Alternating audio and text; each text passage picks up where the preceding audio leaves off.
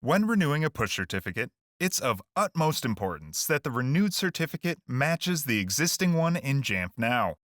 It's so important that Jamf Now does not allow renewal using a mismatched certificate, since doing so will break communication with all enrolled devices. Let's explore how to avoid this mismatch, and if you do encounter it, resolve the issue and safely renew your push certificate in Jamf Now.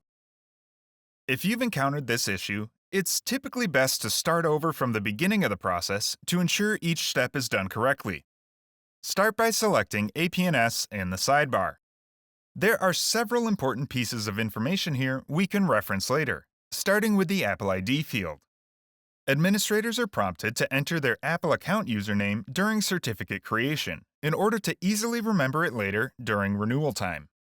This is typically the account you'll want to start with during the renewal process.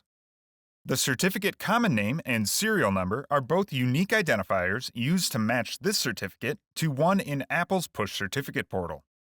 If these identifiers don't match the ones on the renewed certificate, Jamf Now will not allow the renewal process to proceed.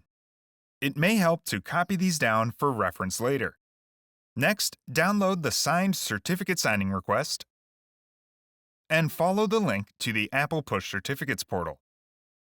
Sign in using the Apple account that was entered on Jamf Now's APNS page. At this point, you will see one of two things: a list of certificates for third-party servers or a Get Started page.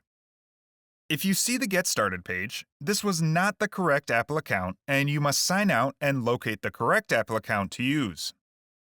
If you see a list of certificates, use the small Information button to bring up information about each certificate. Both the serial number and the certificate common name, starting with CN equals APSP, should match the values you noted previously in Jamf Now.